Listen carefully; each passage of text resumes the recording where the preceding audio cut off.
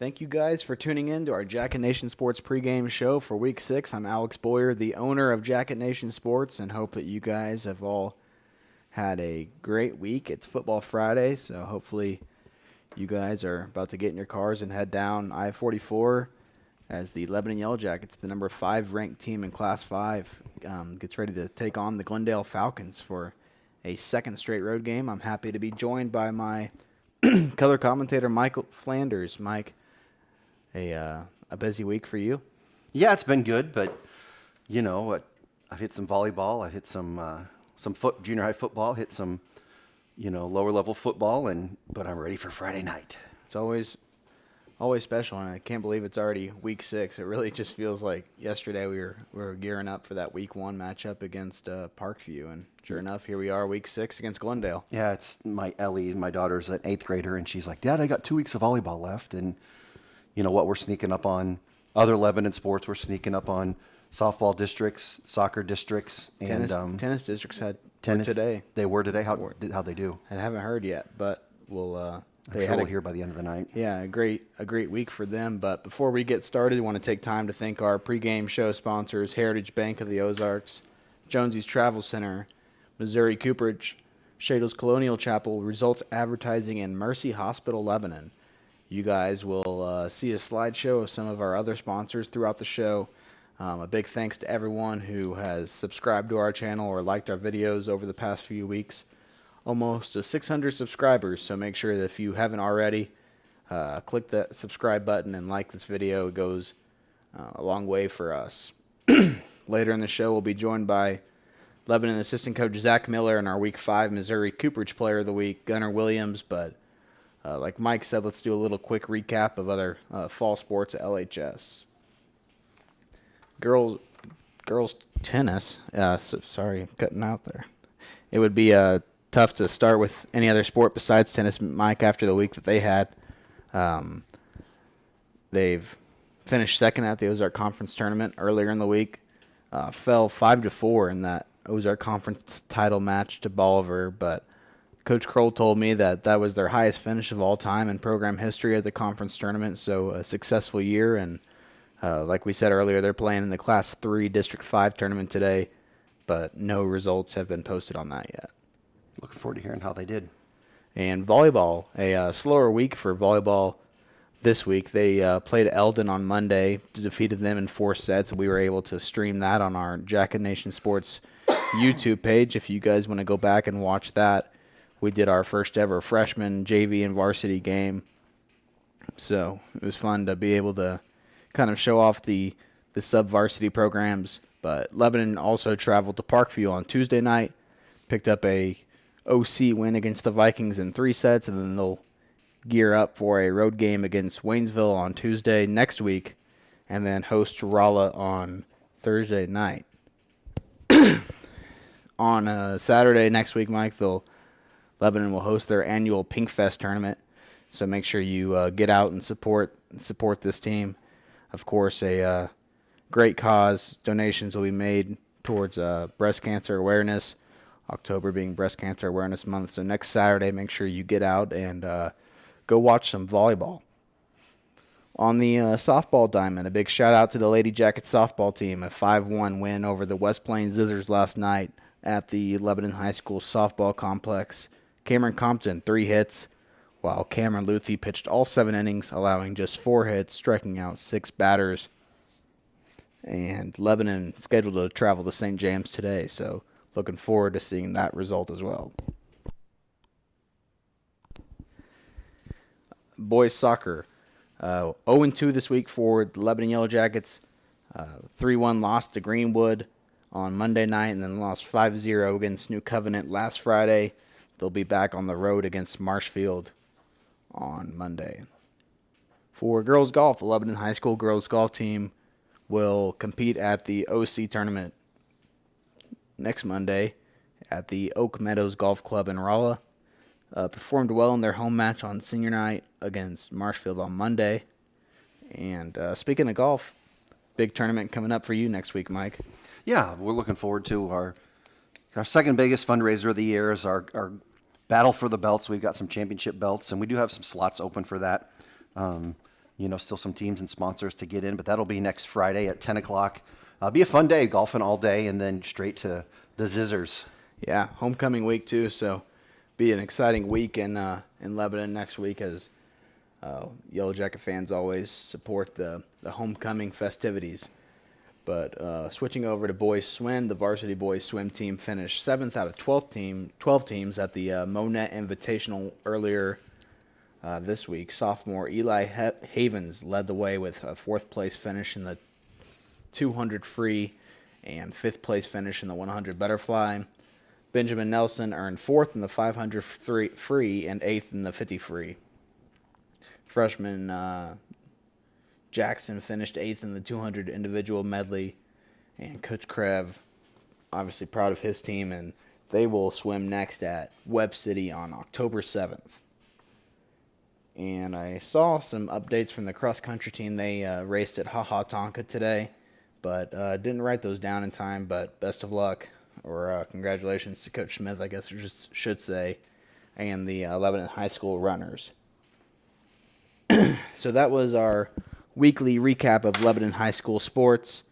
This week on our Jacket Nation Sports pregame show, we were able to catch up with Gunnar Williams, our Missouri Cooperage Week 5 Player of the Week, and Lebanon assistant coach Zach Miller. So enjoy these interviews, and we will be right back after this. Joining us now on the Jacket Nation pregame show is our Week 5 Missouri Cooperage Player of the Week, senior Gunnar Williams, number 44, a defensive tackle and a tight end for the Yellow Jackets. Gunnar, I appreciate you taking the time to join the show. Yeah, thank you for having me. A 51-6 win for you guys at Waynesville. Just talk a little bit about how you thought your team played and your performance overall. I thought we played really well. I think one thing is we still have a lot of room to improve. I mean, personally, I think I played pretty good, and the whole defense is dominant the whole game. Yeah, that defensive line up front has been nasty through the halfway point this season. Just talk a little bit about the guys that you have up there and what makes that group so special.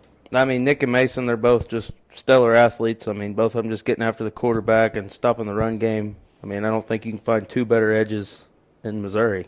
And then whenever you're able to have the depth, bringing in Thomas last week, and Jason Woods done a good job off the bench, so a lot of depth there too. Yeah, I mean, Case and Woods came in, never really playing a whole lot of D-line, and stepped up and had quite a few tackles. And Thomas Howell going both ways, working hard. And Dane and Conrad even had a few snaps. So a lot of depth up there. But, I mean, what did it mean for you guys just to win that game the way that you did last week? Obviously, dealing with JJ's accident, I'm sure you guys have been playing with some heavy hearts. But just talk a little bit about what that win meant for your program. I mean, that was for JJ. I mean, everybody goes into the game. I mean, you never know when your last snap's going to be, and he never had the opportunity to play his last snap. So, I mean, we're all just out there playing for him, never knowing when it could end. And then the leadership role from your senior class, I know that you guys have a pretty tight-knit group, with Griffin, Gavin, Hoyt, Drew, those guys. Talk a little bit about the leadership role that you guys have taken on this year. I mean, our whole class, we've been together for a long time. Me, Drew, Gavin, and Hoyt, and Griffin, we've played ball together since we was 8, 9 years old, and I feel like we've been around for a while, and we've really led this program this year, and we're taking big strides. So, big matchup waiting for you guys in Springfield this week. Take me through what it's like playing as a defensive lineman against an offense kind of like Glendale's, and do you get tired faster with their no huddle offense, or do you just fun for you knowing that you're going to be rushing the passer every single snap? I mean, it definitely wear you out, but there's one thing, you got an opportunity to make a sack every play. I mean, I think our edges this week will have a big week and be able to just get after the quarterback. And has conditioning been a focus point this week with the no huddle offense that they've been running? We've ran a little bit more than usual, thanks to Coach Sum. Gunnar, I appreciate you taking the time to join the show, and best of luck this week against Glendale. Thank you. Joining me live on the Jacket Nation Sports pregame show, as always, is Lebanon High School quarterbacks coach Zach Miller. Coach, appreciate you taking the time again to join us for the third straight week. Appreciate you having me. Going to have to figure out a segment name for this before too long and start finding. Well, you're creative. You'll come up with something good, no doubt. We'll get something rolling. But a 51-6 victory last week at Waynesville, just a dominant performance for your team on both sides of the ball. But I want to talk a little bit about some of the complimentary football that I saw. your opening drive, your offense goes down the field and fumbles the ball inside the red zone. Waynesville makes a nice play, gets the ball back, but, instead of pointing fingers, the defense just comes on the field and does their job, gets a stop, and then from there your offense was pretty much unstoppable for the rest of the night.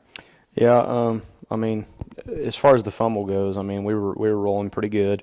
The look we'd seen on defense was really the first consistent even front, four hands down we'd seen. Bolivar did a little bit of it, but kind of sprinkled in there with their odd look. So we fully expected to see the front we seen. They did a few things different out of it. To be honest with you, it's something we needed to see. Teams are going to throw some different things at you, some curveballs, if you will, and we hadn't seen some of them, so it was good to get it on film and be able to work through it during the week. And we adjusted in the game really well, just little things. And then, like I said, that first drive, Gavin fumbled down there really close to the end zone off a busted play and made a really good run.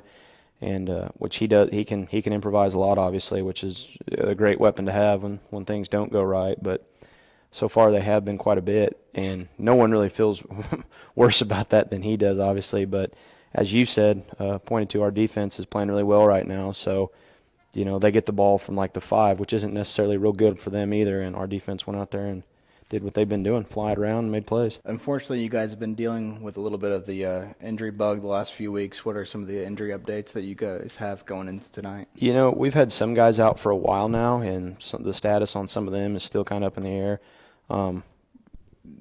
We're hoping to get some of them back perhaps by the end of the year, but some of them not. We've had some nicks and knacks. When you play both ways, we've got several kids playing both ways, and you're playing in the OC, against the good teams we play, you're going to take a pounding. So, and then plus we go hard in practice too. There's not many days off. Monday, the day after a game, we're half pads and we're going at it. Tuesdays and Wednesdays are work days. We're full pad on Thursday, so there's no goofing off really.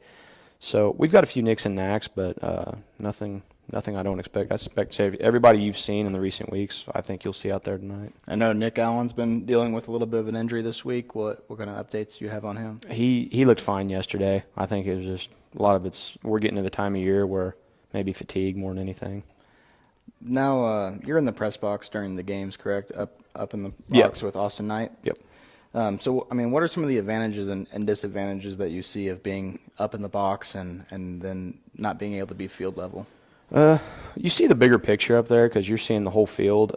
Depending on, the sideline view is from where you're at, you're limited on what you can see. So oftentimes if the play call, for example, on offense is to your side, you can see some things up front.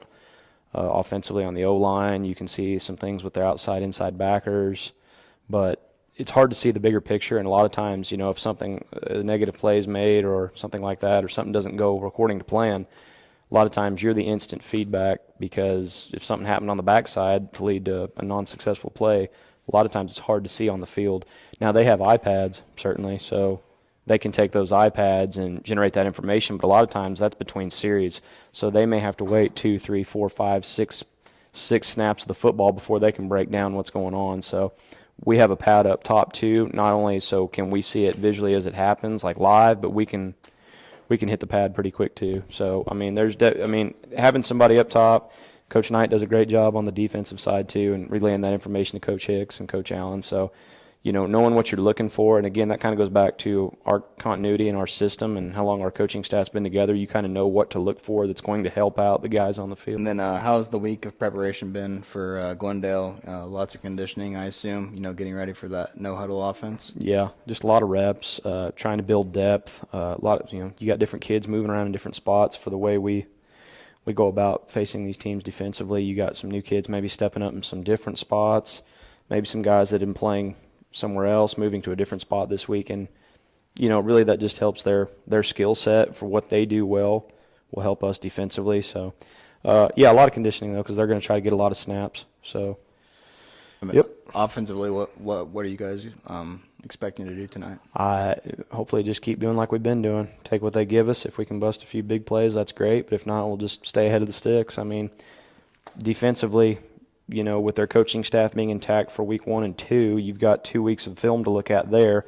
And defensively, what they were doing then is what they've kind of done the last few years. So we have to prep for that look.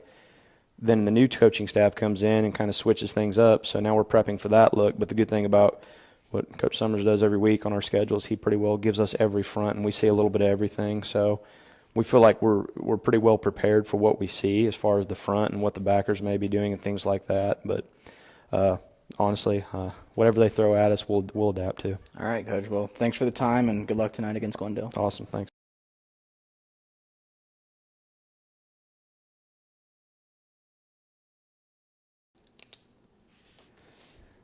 Back on the Jacket Nation Sports pregame show, brought to you by Heritage Bank of the Ozarks, Jonesy's Travel Center, Missouri Cooperage, Shadle's Colonial Chapel, Results Advertising, and Mercy Hospital, Lebanon. Getting ready to call the Glendale Falcons versus the number 5 ranked Lebanon Yellow Jackets here on our Jacket Nation Sports YouTube page. Make sure that if you haven't already, hit that subscribe button and leave a like on this video. But another week down of high school football, Mike, last week, and another blowout win for the Yellow Jackets this time. Lebanon coming out victorious over the Waynesville Tigers by a score of 51-6. And I got to tell you, impressed by that defense again. And this offense is kind of coming together more and more every week. Not to say that they haven't been, awesome the first half of the season, but there are Half of the season? Seriously? half of the season. That's nuts. Halfway point, but there are so many weapons in this offense that it's really just throw a dart at the wall and decide who you want to go off that week. For me, we don't need to rehash everything we've talked about. Defense, we've talked about offensive line, we talked about the running game. Let me point out a statistic here. Gavin Smith was 6 for 8 passing last week. I remember, was it week 1 or was it the jamboree that we just had? We struggled. It was week 1, I think, that we just struggled. And the efficiency has shot up. And that is going to be critical moving forward.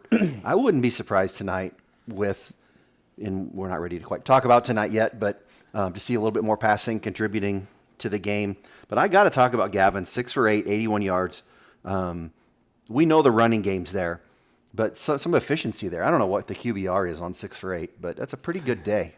Yeah, and then, of course, mentioned offense and defense, but special teams played a nice little factor in that game as well. Sophomore Rhett Rhodes nailing that 36-yard field goal going into halftime. So like I talked to Will Christian about on our postgame show, it was at least nice for the coaching staff to kind of have that in their back pocket to know where Rhett's comfortable at. And, it wasn't like that field goal barely just squeaked over the crossbar. I think that thing had 8 to 10 more yards of distance on it. But, moving forward to tonight, the opponent for the Yellow Jackets we mentioned earlier in the show, the Glendale Falcons entered the game with a 3-2 record and fell to Bolivar last week by a score of 49-28.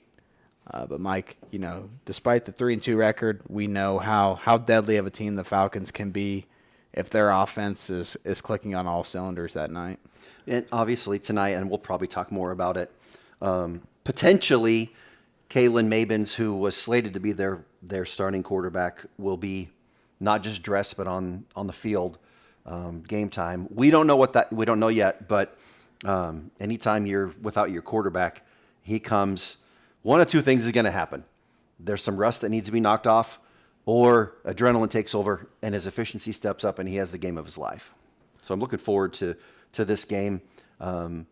Lebanon's defense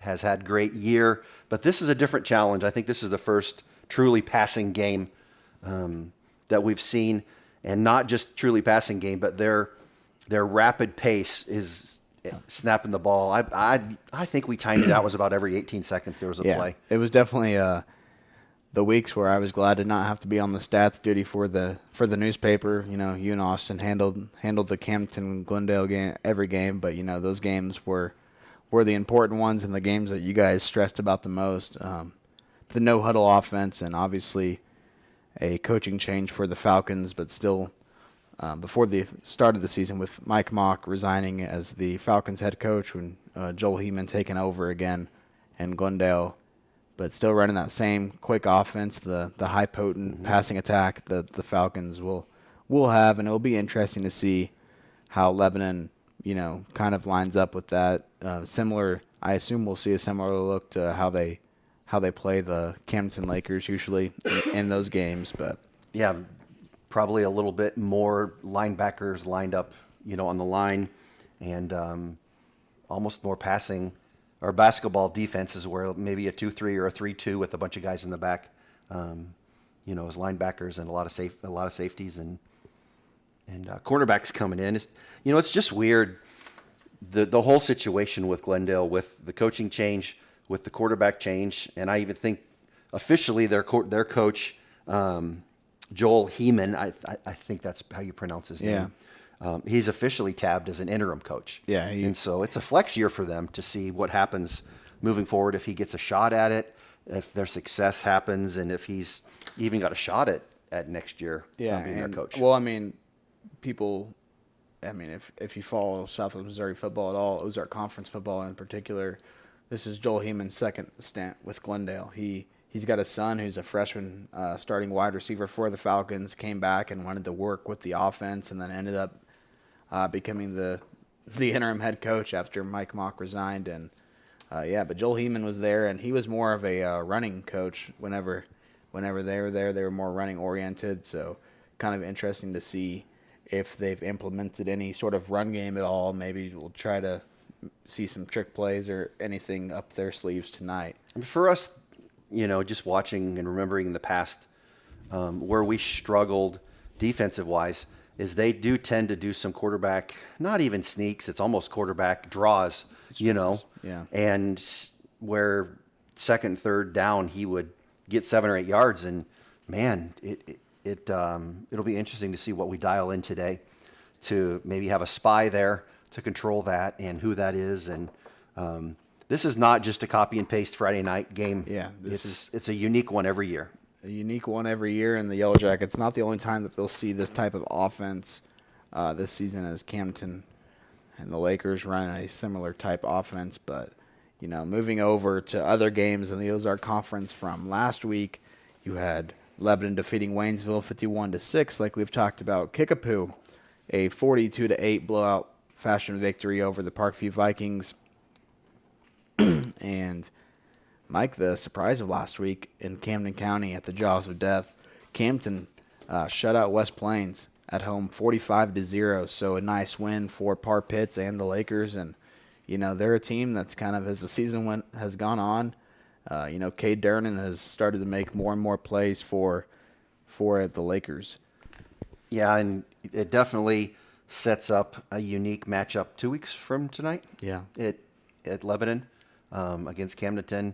And then knowing one game at a time, 1-0, but moving forward to go to the quarterfinal game, we potentially would see Camdenton to go to the semifinals. To go to the semifinals. They'd meet in the quarterfinals if they. And again, Coach Christian will keep them, one at a time. He'll probably 1-0. He'll probably get on to us for bringing. I'm sorry, Coach, for bringing that up. But yeah, Camdenton, a nice win, and it definitely a statement type victory for the Lakers, letting people around the area know that they're not going anywhere.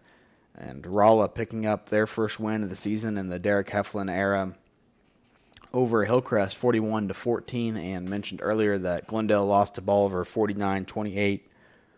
And so heading into week 6, we've talked about our game that we'll be calling here on our Jacket Nation Sports YouTube channel.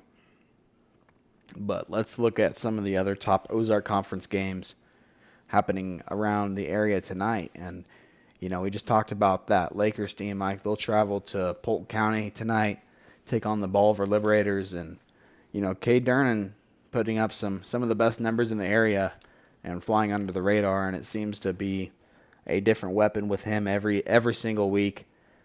Somebody new's showing up, but that offense is explosive, and the defense is starting to kind of click there. But, credit Bolivar. Drake Durham is a phenomenal high school quarterback. You got Trenton Paakey in the backfield for them. So this is probably the OC game of the week if I had to pick one. And if the Lakers win, it sets them up for success down the road. Like you said, it just takes one slip up from someone at the top, and they're right back in the conference title chase. For sure. And then Kickapoo going on the road to West Plains tonight. And so after being shut out last week against a Lakers defense, that Zizzers offense won't get any easier of a task tonight as the Chiefs defense is coming to town. Kickapoo will have a long road trip tonight, and it's always interesting to see how those teams fare on the bus rides to West Plains. For sure. I mean, that's always a big game for both of them. District-wise, they're not in the same district, but just point-wise, Yeah. they both need a win. Especially for West Plains because they're Class 4 playing up against a Class 6 school, and you get double points for playing, a school that's in a different class than you. So, And they're 6A too, Class 6, right? yeah, Kickapoo. Kickapoo is. Yeah. And then Waynesville at Hillcrest tonight. So the Tigers have had a couple of poor offensive performances the last 2 weeks, but look for them to kind of get back on track as they take on a Hillcrest team that's kind of struggled in 2023. Final game of the night, Rolla at Parkview. Rolla, we talked about earlier, getting their first win of the season last week, should get a shot at another one tonight against another SBS school. So it'll be interesting to see how Heflin and his squad fare against the Vikings. Other key games happening around the area, and it seems like we talk about this team every week just because it's a unique team to us, but a team that not only are we fighting in a spot for with the state rankings, but also a district opponent, and that's the Republic Tigers as they're hosting the Joplin Eagles tonight. And one of these teams is going to be knocked out of the Central Ozark Conference race with a loss. Republic finally gained the edge over Willard last week in the district standings, jumping to number 2, but a loss tonight would help Willard out in a big way in the district standings, even though they play Webb City tonight. But like we said, Joplin, full of great athletes. Republic, a team that's going to ground and pound you, so it'll be interesting to see who comes out on top in a COC battle. Heading over to the Mid Lakes, Stratford at Fair Grove, a big Mid Lakes matchup there, and another matchup that could decide a conference title. I said almost. It'd be a big Ozark Conference. If they win the Ozark Conference, that would be huge. Yeah, well, it's been interesting. I don't know if you read the Ozark Sports Zone last week. They kind of came up with their own imagination of conference, relocations and that type of stuff. The realignment. And it was kind of an interesting read to see where some of the schools would end up at. But yeah, anyways, Mid Lakes still in existence, and Stratford going to Fairgrove tonight. A fun matchup between two talented small school teams. But 428. I think that's probably going to wrap it up for this week's Jacket Nation Sports pregame show. We'll load up and head to Springfield to get ready tonight. And don't forget that student sections will be a section of bleachers and a grass. On Lebanon's sideline side. Usually we sit in the home stands, but all of Lebanon's fans will sit sideline because of construction. Right. Fans and parents can sit on the end of the home side in a part of bleachers on the grass hill, or bring long chairs and sit alongside the bleachers on the grass hill. No track access tonight, so make sure you are planning accordingly and make sure that you try to travel to the game if you can. But, of course, if you're not able to, we'll have the broadcast here on our Jacket Nation Sports YouTube page going live around 6:40 tonight, and I'll be on the play-by-play with Mike on color commentary. But our pregame show is live every Friday next week back at the Black Hole as the Yellow Jackets host West Plains for homecoming week.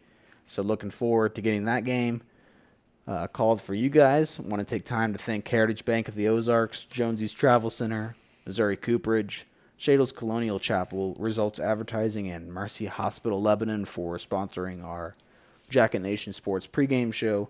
Make sure to subscribe to our YouTube channel. Check out our website for game stories, and we will see you guys soon. Go Jackets. Go Jackets.